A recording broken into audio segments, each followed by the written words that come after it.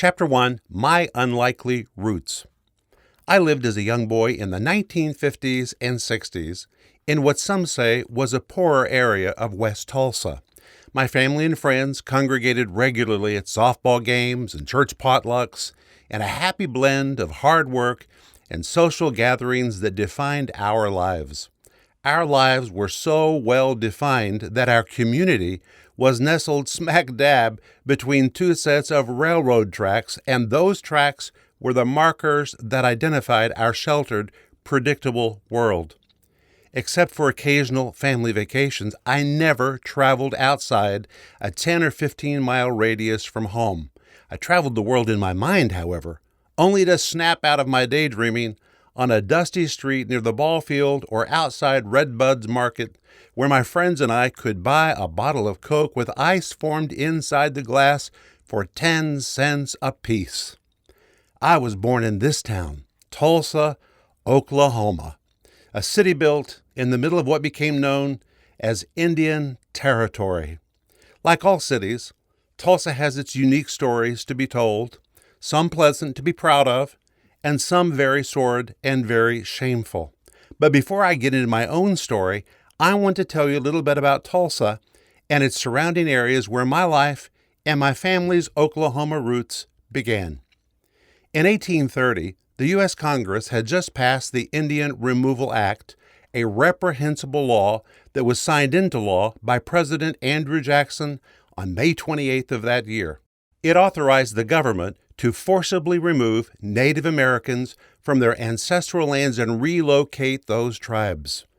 As this shameful law was enforced, Native Americans were evicted from their homes and lands east of the Mississippi River. This embarrassing chapter in American history resulted in Cherokee, Chickasaw, Choctaw, Creek, Muskogee, Seminole, and many less populous tribes forcefully evicted and resettled via what was famously known as the Trail of Tears.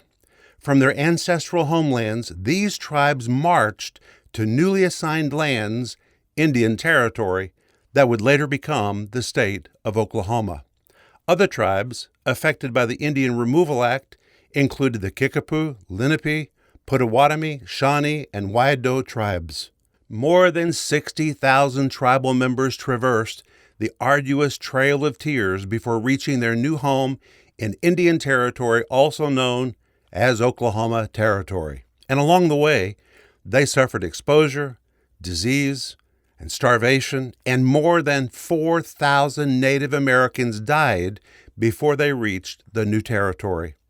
The journey ultimately ended beneath the branches of what became known as the Council Oak Tree, a mighty oak located on a hill east of the Arkansas River and what later became downtown Tulsa. Using coals they had carried on their journey, tribal chiefs lit a ceremonial fire and established a marked-off area where council business would be conducted and as a gathering place for tribal ceremonies, feasts, and games. They called the new village Tallahassee, or Old Town, but nicknamed it Tulsi, and the name stuck. It was from this that the name Tulsa finally emerged, and that landmark tree and memorial can be visited this very day in the same location. As it turned out, exactly where the Trail of Tears ended is where our walk of faith started when Denise and I moved back to Tulsa from Fort Smith, Arkansas in 1985. That was a critical part of our journey, or misjourney, that I also write about in this book. But in that year, when Denise and I started our itinerant ministry, we lived in a rented apartment just across the street from the Council Oak Tree that had been a memorial for those displaced Native Americans. And every time we exited our apartment in downtown Tulsa, that lone, majestic oak was in full view, as if mounting a protective guard over that otherwise insignificant plot of real estate. Admittedly, we didn't fully understand at the time the national disgrace it represented because of a crime perpetuated against those tribes approximately 150 years earlier. But as I look back today, it's interesting how the roots of that enormous tree are entrenched beneath the surface, sprawling the entire breadth and length of that ceremonial plot as if to speak for those tribes of old and to say, we will not be uprooted again. And to show how God works, among those dislocated Indian families was a family whose last name became known as Roberts. In the not-so-distant future, two of them, Ellis Melvin Roberts and his wife Claudia Priscilla Roberts, would produce a fifth and youngest son named Granville Oral Roberts, born in a little log cabin 15 miles northwest of Ada, Oklahoma, on January 24, 1918. Years later, a young 15-year-old Oral Roberts would be stricken with tuberculosis. After feeling death hover over him for 60 days, he was taken by car to a Pentecostal tent meeting where he was prayed for and was completely healed, a fact that dramatically affected the course of his entire life. The Roberts family was of Choctaw descent. In fact, years later, when Oral was interviewed on the Larry King talk show as a minister of the gospel, he testified proudly that he was a card-carrying member of the Choctaw Nation of Oklahoma, one of the tribes tragically evicted from their homeland who walked the Trail of Tears to their new territory in Oklahoma. My great-grandmother Faulkner, one of my 7 living grandmothers during that time, due to rampant divorce in my family, actually lived close to the Roberts family in Ada when Oral was a small child. I distinctly remember that as a young man, this grandmother, who never gave any indication that she knew the Lord, disparagingly told me, I don't know how Oral Roberts ever ended up on TV when he came from such a poor beginning. Our family was poor, but that family was poorer than us. They were just a bunch of poor old Indians. Well, this grandmother was a very dark character, whom I will tell you more about in just a few pages. But Oral Roberts was a descendant of those displaced tribes. But as God would have it, he emerged as a Native American televangelist and was considered to be one of the founders of the modern-day charismatic movement and one of the most recognized preachers worldwide at the height of his notoriety. And in addition to all of that, he founded Oral Roberts University. You see, God really does delight in choosing those who seem unlikely. But even before the Native Americans arrived in what later became the state of Oklahoma, the Oklahoma Indian Territory was infested with notorious gangs and criminals who used the area to hide from U.S. Marshals that were stationed at Fort Smith, a federal outpost built on the east bank of the Arkansas River in the state of Arkansas. After the Civil War, the number of outlaws in Oklahoma Indian Territory had substantially grown and were wreaking havoc among the tribes that had relocated there. Because the proliferation of crime in this no-man's land was raging out of control, the U.S. government appointed Judge Isaac Parker to preside over a federal court in Fort Smith situated directly across the river from the gang-infested territory to the west. By the time Judge Parker arrived in Fort Smith to commence his duties as federal judge, Indian Territory had become a nest for criminals who thought the law didn't apply to them. Judge Parker's court was the only federal court with jurisdiction over Indian Territory because it was located directly across the Arkansas River, which separated Arkansas from the territory that would later become the state of Oklahoma. For 21 years, Isaac Parker served as a U.S. federal judge. In those years, he tried 13,490 cases in which 8,500 defendants either pled guilty or were convicted, and of that number, 160 were sentenced to death, and 79 of those were executed by hanging on Judge Parker's famous gallows erected directly behind his courtroom at Fort Smith's settlement. Because of these on-the-premise executions, Judge Parker became known as the hanging judge of the American Old West.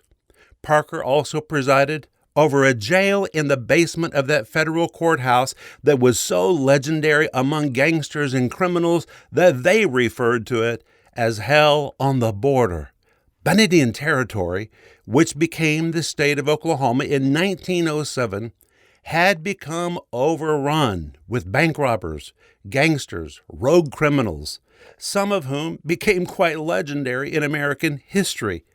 Because it was a wilderness, it attracted considerable numbers of famous lawbreakers such as Bellstar, Jesse James, the Dalton Gang, the Marlowe Brothers, Fed Tecumseh Waite, who famously came to be known as the outlaw statesman, Bonnie and Clyde, Pretty Boy Floyd, Machine Gun Kelly, and Catherine Thorne, just to name a few. Despite his reputation for bringing the long arm of the law to a land terrorized by robbery and violence, Isaac Parker made other invaluable contributions toward ensuring a civil society in newly settled Indian Territory. He championed the rehabilitation of nonviolent offenders, reformed the criminal justice system, and advocated for the rights of Indian tribes. His goal, in his own words, was to create the moral force of a strong federal court, and it was largely achieved. And his motto, to do equal and exact justice, made him both honored and feared across that entire region. When the Civil War ended, Indian Territory became a wide open space for growth with numerous opportunities and few restrictions. By the time Oklahoma was incorporated as a state in 1907, it already boasted a sizable black community, traveling by train, horses, and wagons, and even on foot.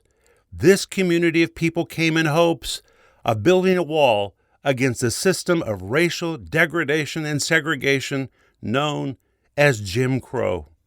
Oklahoma represented the hope of change and the opportunity for African Americans to walk away from the haunting memories of racism they had experienced before the war.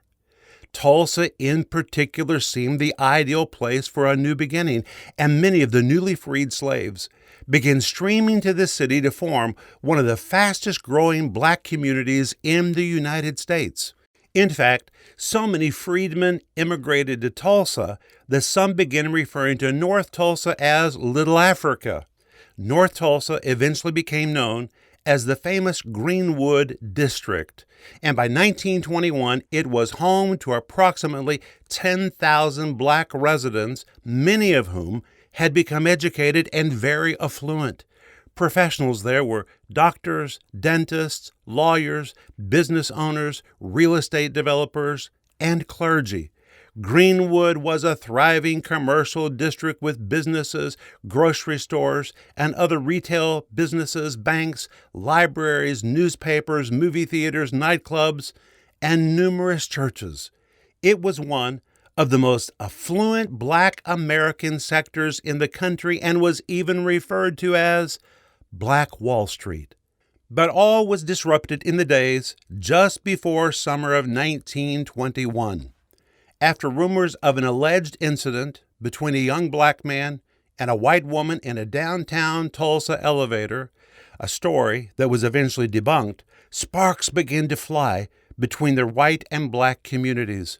Emotions were charged, and seized with inconsolable rage, mobs of white residents attacked the Greenwood District and its residents and businesses, an event so horrific that it has been called the single worst incident of racial violence in American history.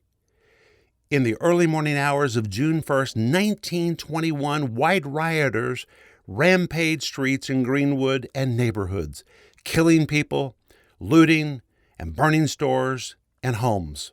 The Oklahoma governor declared martial law, and National Guard troops were summoned to gain control of the violence. But by the time it was over, 35 square blocks of the Greenwood District lay in charred ruins, and more than 800 people were treated for injuries. Local historians now postulate that as many as 300 people may have been killed.